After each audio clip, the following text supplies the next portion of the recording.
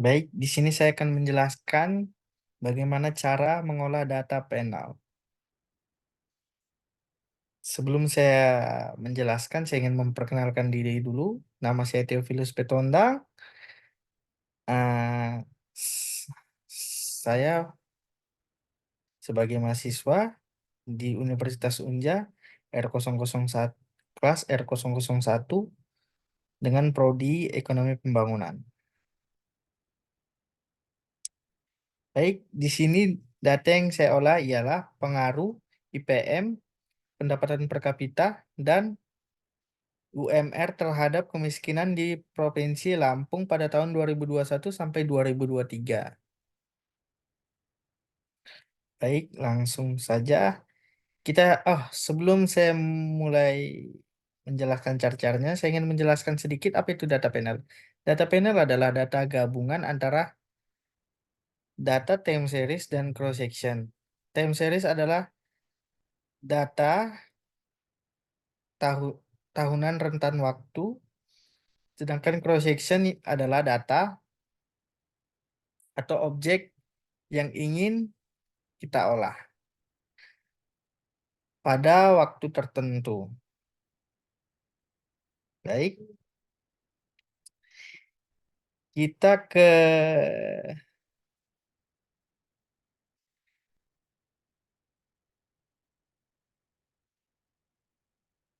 Excel dulu. Ya, bisa kita lihat datanya kemiskinan, di mana kemiskinan yaitu Y, sedangkan IPM X1, pendapatan per kapita X2, dan UMR X3. Berikut data yang akan kita olah. Oke, kita ke Word. Kita ke Fuse dulu ya. Di sini kita create a new file, kemudian kita pilih balance panel. Kenapa balance panel? Karena kita menggunakan data panel, yaitu data gabungan antar time series dan cross section. Kenapa tidak kita pilih unded? Karena unded itu hanya data time series, sedangkan regular frekuensi ini yaitu data cross section. Jadi kita menggunakan balance panel, yaitu gabungan data time series dan cross section. Kita pilih. Oke, kita pilih annual karena kita menggunakan data tahunan, bukan data banyak tahun, atau semi annual yaitu data per semester atau per 6 bulan. Quarterly ini data per 3 bulan, sedangkan monthly ini data bulanan. Kita pilih data annual. Oke, di sini data awalnya, data yang kita ingin olah, yaitu 2021 sampai 2023. Kemudian cross sectionnya tadi data yang ingin kita cari ya 15. Kita klik OK. Kemudian kita klik week, empathy group. Nah, kita scroll ke paling atas. Kemudian kita copy data kita yang ada di Excel tadi.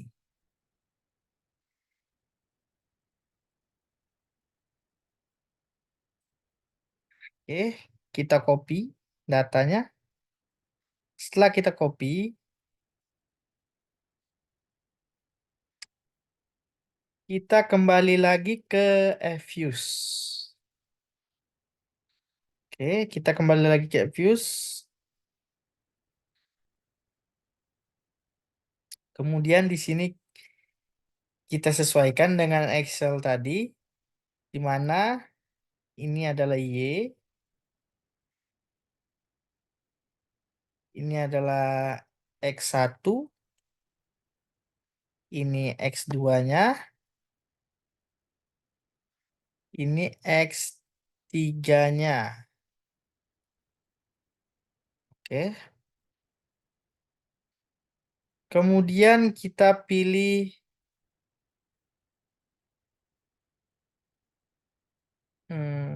kita pilih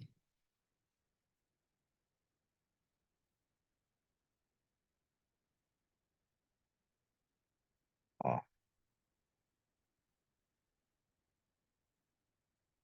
Biar mudah kita minimize dulu, kemudian kita klik Y, X1, X2, X3, kemudian klik kanan.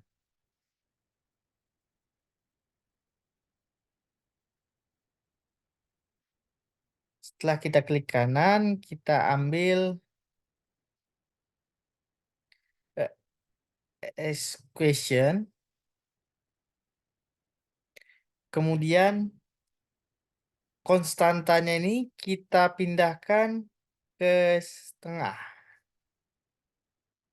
Setelah itu, kita klik kita klik final option. Di sini langkah pertama yaitu fixed. Untuk mengetahui atau langkah-langkah yang akan kita lakukan. Kemudian kita klik OK. Ya, di sini sudah keluar datanya. Kemudian untuk melihat hasil uji likelihood ratio-nya, kita klik view. Kemudian atau random effect testing. Kemudian kita pilih likelihood ratio. Oke.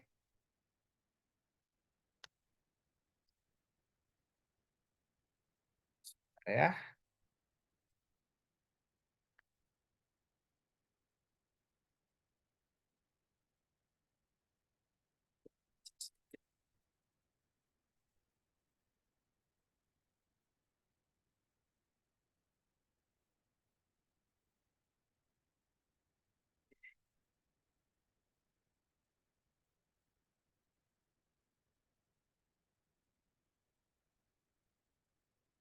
Hmm,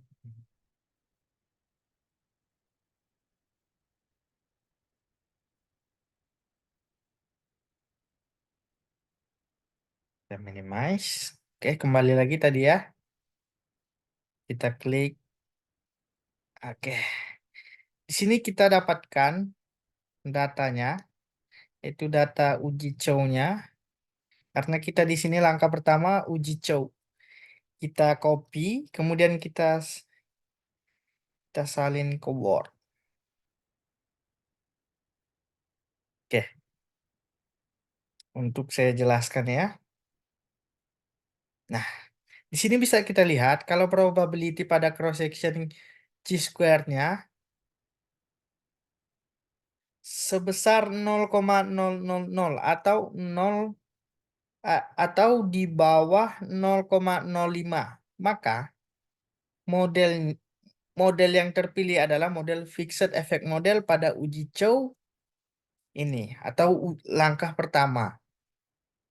Tapi kita harus menggunakan langkah kedua untuk melihat model mana yang cocok untuk data yang kita gunakan. Kita kemudian kita kembali lagi ke Fuse. Di sini kita klik estimate, kemudian kita klik panel option, kemudian kita klik langkah kedua yaitu random. Karena kita ingin menguji uji Hosman, kemudian kita balik lagi, kita klik OK. Oke, bisa kita lihat ini datanya, tapi bukan itu. Kita klik lagi view, kemudian fixed atau random effect testing. Kemudian kita klik Hosman test. Setelah itu, setelah kita dapatkan, kita copy.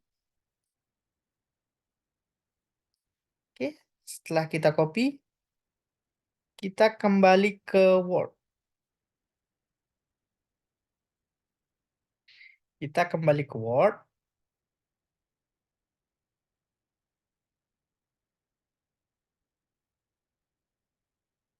Oke.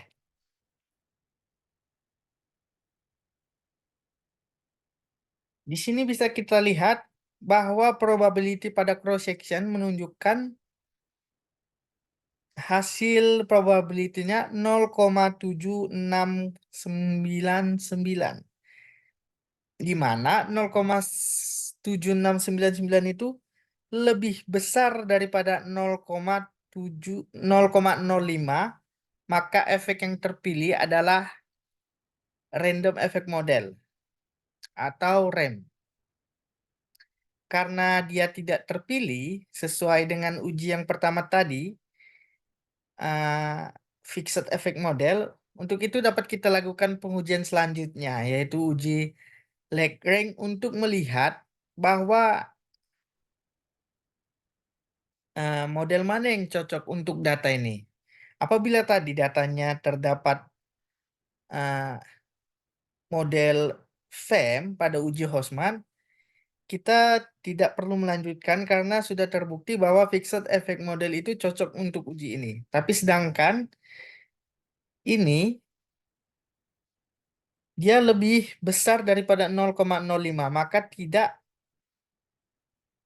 cocok. Jadi kita lanjutkan uji selanjutnya.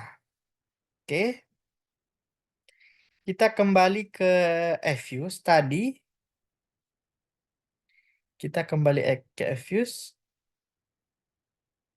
Kemudian kita klik lagi estimate. Ya, kita lakukan lagi ke panel option. Kemudian kita klik none, yaitu langkah ketiga untuk melihat uji lecturing-nya. Oke, bisa dilihat bahwa di sini total panelnya balance ya. Oke, kita klik lecturings. Oke, bisa kita lihat ini datanya. Hmm,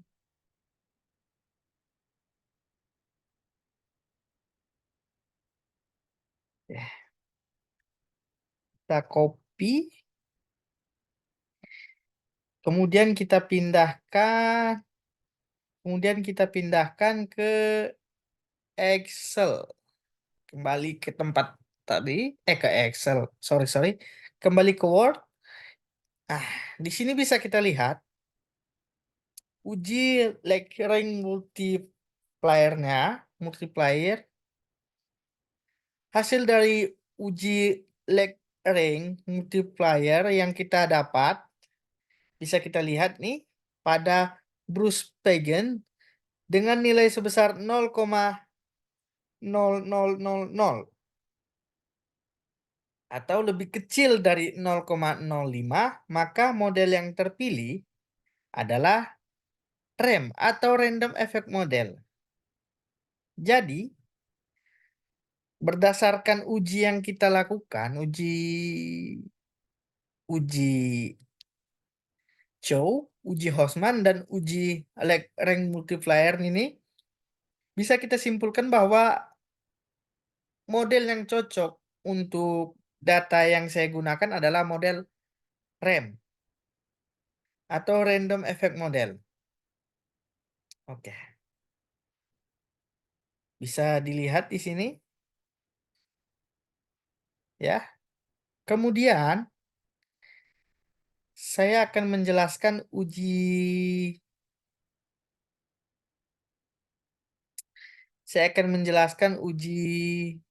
tes statistik.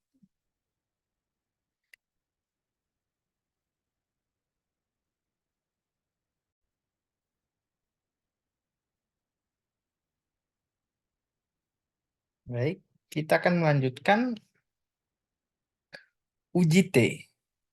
Karena tadi data yang kita gunakan adalah sorry, sorry.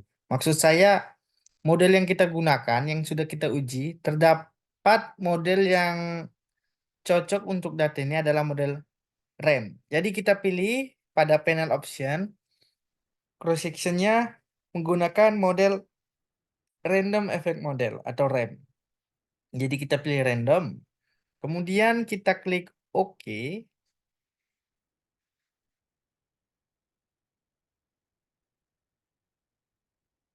Baik, di sini bisa kita lihat Ini adalah uji T-nya.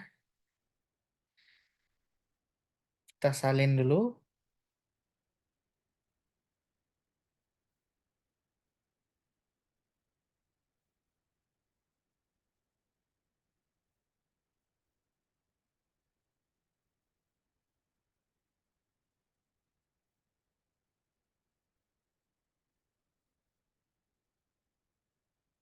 Setelah kita salin, kita pindahkan ke Word.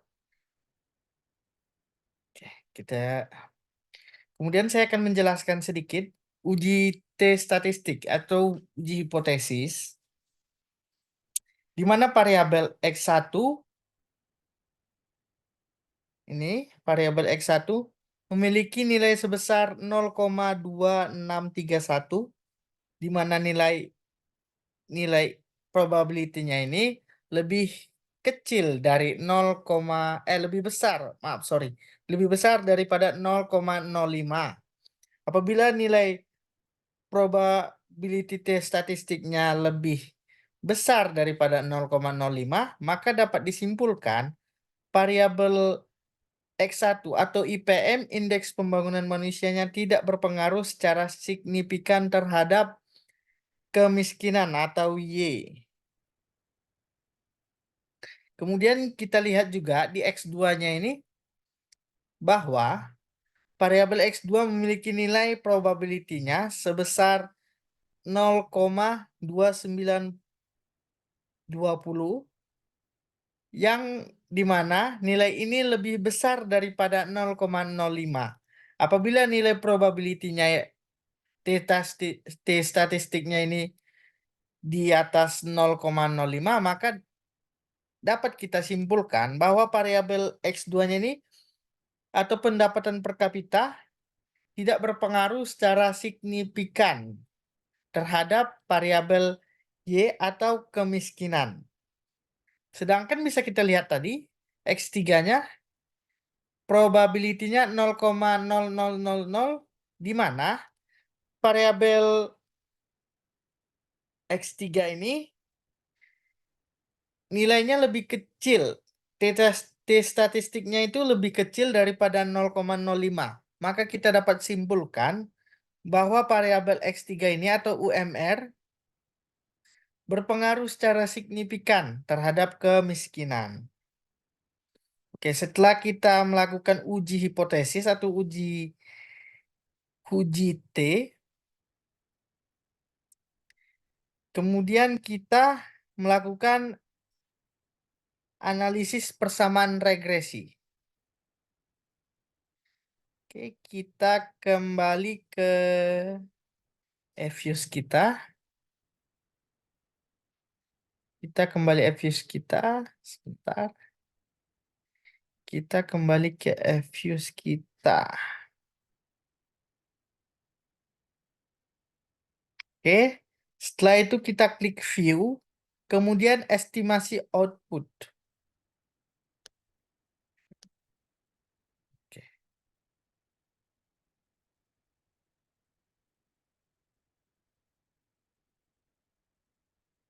Oh, sorry, salah ya.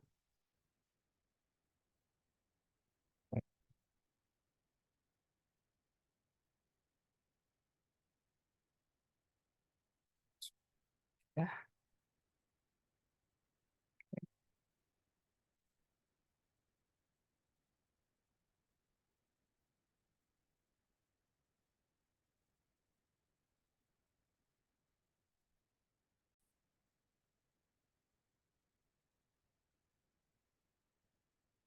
baik, kita kembali ke Fuse. Aduh, kita akan melihat analisis persamaan regresinya. Sorry, saya salah pencet. Kita pergi ke Fuse, kemudian bisa kita klik View dan representasi. Oke, di sini bisa kita salin dulu ya. Inilah hasil dari analisis persamaan regresinya. Kita copy dulu. Kemudian kita pindahkan ke Word ya. Kita pindahkan ke Word. Oke, saya jelaskan sedikit. Ini adalah bilangan desimal dari persamaan regresi, di mana pada persamaan regresi yang dilakukan didapat nilai konstanta sebesar 32,52, yang artinya variabel Y atau kemiskinan memiliki nilai sebesar 3,52 apabila variabel lain dianggap 0. Pada variabel X atau IPM diperoleh hasil sebesar 0,20, yang artinya apabila terjadi kenaikan satu satuan akan mengurangi nilai kemiskinan 1 sebesar 0,20. Sedangkan variabel keduanya, variabel X2-nya, diperoleh nilai sebesar 5,28, yang artinya apabila variabel X2 naik sebanyak satu satuan akan menambah nilai variabel Y atau kemiskinan 1 sebanyak 0. Apabila kemudian variabel X3-nya diperoleh sebanyak satu variabel akan mengurangi variabel kemiskinan sebanyak 3,09. Setelah kita melihat analisis persamaan regresinya, kita bisa melihat juga analisis uji simultan. Untuk melihat analisis simultannya, kita kembali ke Fuse. Kemudian kita klik View. Setelah itu kita klik Estimation Output.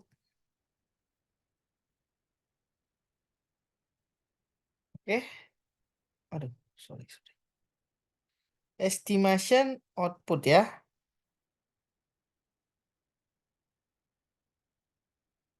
Hmm, Setelah itu kita scroll ke bawah. Kita scroll ke bawah.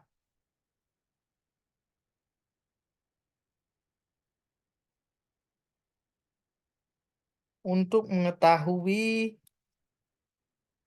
uji simultan atau uji F-nya ya. Kita scroll sampai kita menemukan ini dia, cross section. Ini kita salin, oke, copy, kemudian kita pindahkan ke Word tadi. Oke, baik. Di sini saya akan menjelaskan sedikit analisis uji simultan yang kita dapat ya. Nah, bisa kalian lihat nilai probability pada app statistiknya sebesar 0,000000. Gimana nilai tersebut atau nilainya di bawah 0,05, yang artinya variabel X atau X1, X2, dan X3 berpengaruh secara simultan atau secara bersamaan terhadap variabel Y atau variabel kemiskinan. Ya, bisa kita lihat ini dia probability F statistiknya 0,0000. Kemudian kita melakukan uji koefisien. Oke, kita kembali ke uji koefisien.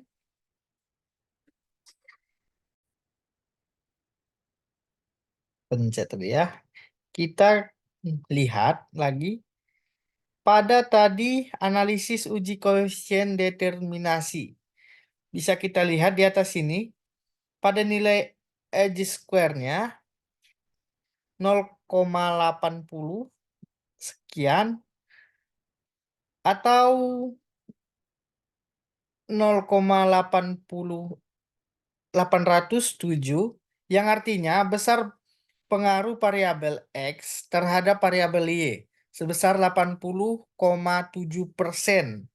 Dan sebanyak 19,3% lagi dipengaruhi oleh variabel lain yang tidak dimasukkan ke dalam penelitian yang saya lakukan atau penelitian ini. Jadi, yang artinya variabel X dari X1 dan sampai X3 besar pengaruhnya terhadap variabel Y sebanyak 80,7%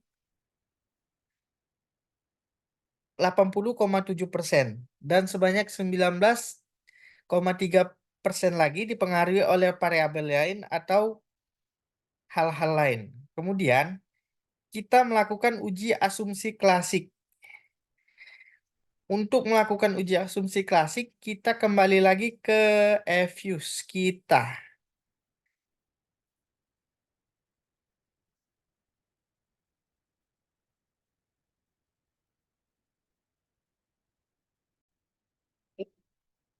Kita kembali ke EFUS kita. Kita ke EFUS. Karena kita ingin melihat uji asumsi klasik atau uji normalitas ya. Kita pergi ke sorry, salah. Residual diagnostik. Nah, ini dia. Oke, bisa bisa teman-teman lihat bahwa di sini uji normalitasnya kita salin dulu. Oke, kita salin dulu. Kita salin, copy. Oke, sudah kita copy. Kemudian kita kembali ke Word lagi. Kita kembali ke Word. Oke, kita sudah ke Word ya. Oke. Di sini bisa kita lihat uji normalitasnya.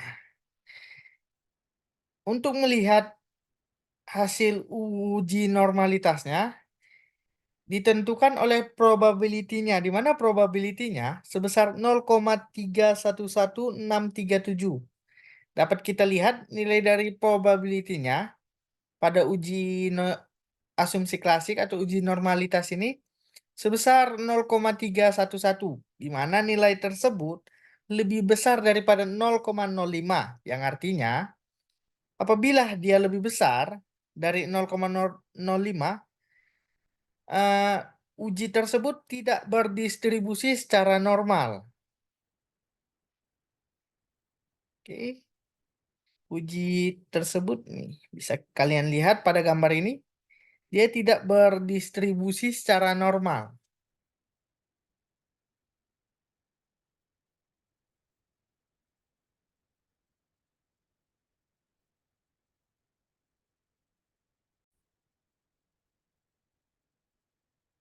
Baik, di sini kita akan melakukan kembali uji multikolinearitas, di mana kita kembali dulu ke EBIOS kita untuk melihat uji, sorry, sebentar ya.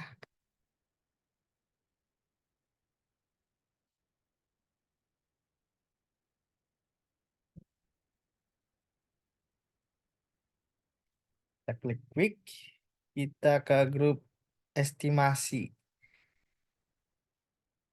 Kemudian kita klik correlation. Nah, di sini kita masukkan variabel X1, X2, dan X3. Setelah itu kita klik OK. Nah, kita sudah mendapatkan hasilnya. Kemudian kita copy dulu. Copy. Oke. Kita pindahkan ke Word. Kita pindahkan ke Word. Word. Setelah itu, bisa kita lihat di sini. Sedikit saya jelaskan, uji multikolonialitas ini digunakan apabila variabel di dalam regresi kita ada korelasi yang tinggi atau bahkan sempurna antar variabel. Apabila koefisien antar tiga variabel 0,8 lebih besar daripada 0,80 merupakan pertanda bahwa terjadi multikolinearitas yang serius pada model yang kita lakukan. Bisa kita lihat di sini, eh, X1 dan X2-nya sebesar 0,40 2629, yang artinya masih di bawah 0,80. Eh, Bisa dibilang ini masih di bawah 0,80, yang artinya tidak terjadi multikolinearitas atau kolerasi yang tinggi. Kemudian X1 dan X3 sama juga 0,21, yang artinya masih di bawah, korelasinya tidak tinggi, dan X2-nya 0,40 di bawah juga, yang artinya masih di bawah juga. Kemudian 0,11. Ya, jadi di sini bisa bisa kalian lihat. Kemudian X3-nya juga begitu. 0,21 sekian sekian masih di bawah, dan X3 dan X2-nya 0,11. Jadi ini korelasinya masih di bawah 0,80.